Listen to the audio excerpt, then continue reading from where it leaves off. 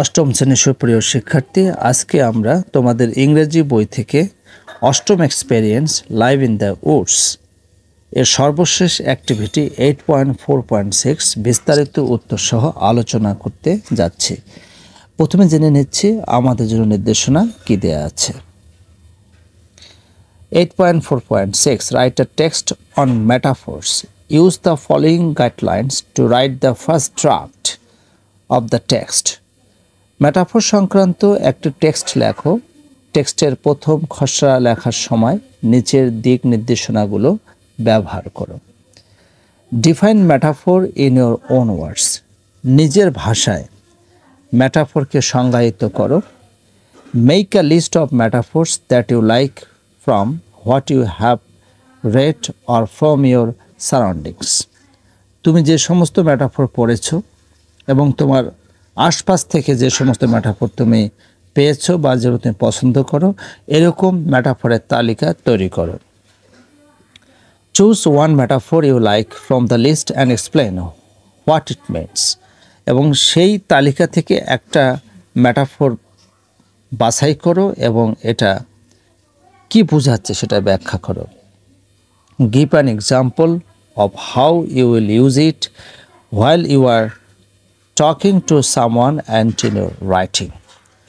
তো তুমি এটা একটা উদাহরণ দেবে, তুমি এটা কিভাবে ব্যবহার করবে এবং তুমি যখন কারোর সম্পর্কে কথা বলছো অথবা তোমার লেখার মধ্যে এগুলো তুমি ব্যবহার করবে।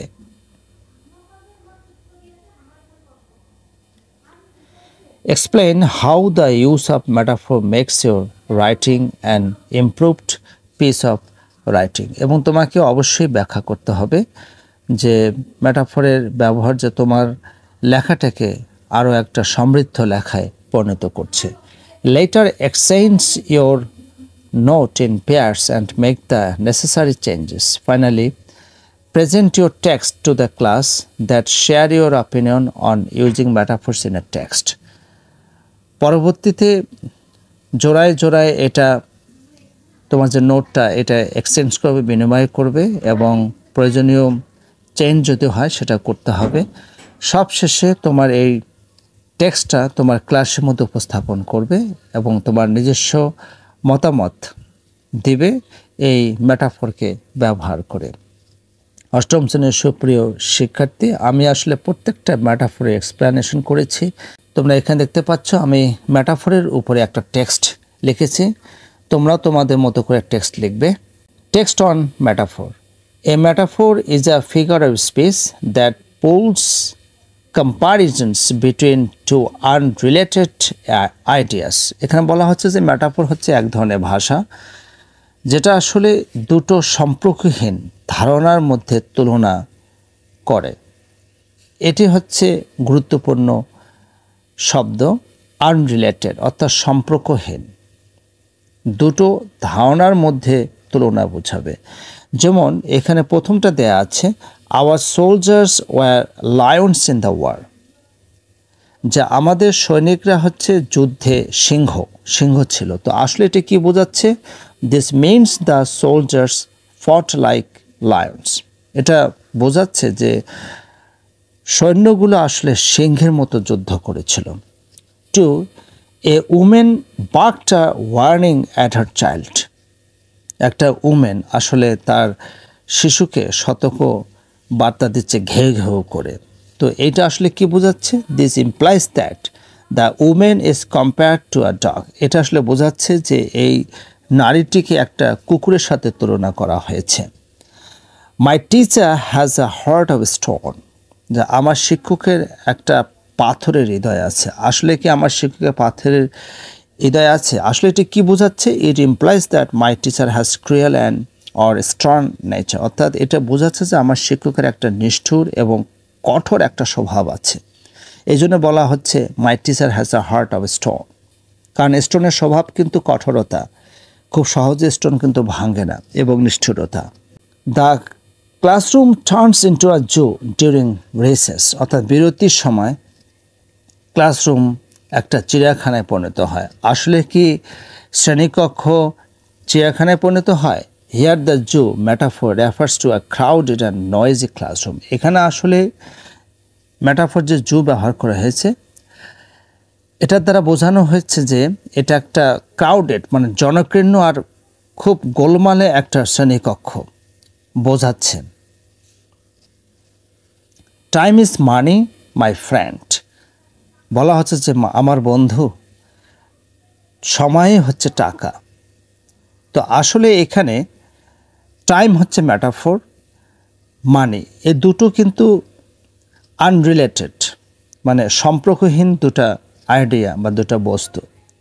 আমরা 1 থেকে 4 পর্যন্ত যতগুলো মেটাফর পড়েছি সবগুলো কিন্তু হচ্ছে আনরিলেটেড। যেমন দ্য ক্লাসরুম, আবার বলা হচ্ছে জু। ক্লাসরুম এবং জু এর মধ্যে কিন্তু কোনো সম্পর্ক নেই, এটা হচ্ছে আনরিলেটেড। যেমন 3 নম্বরটা ছিল my teacher has a heart of stone. তো এখানে বলা হচ্ছে যে মাই টিচার, আবার এখানে স্টোন, কোনো কিন্তু সম্পর্ক নেই, আর দুটা সম্পর্কহীন আনরিলেটেড আইডিয়ার মধ্যে তুলনা। ঠিক আছে, অনুরূপে এখানে বলা হচ্ছে যে time is money my friend. তো এখানে কি বোঝাচ্ছে? ইট means that the value of time is as important as money itself.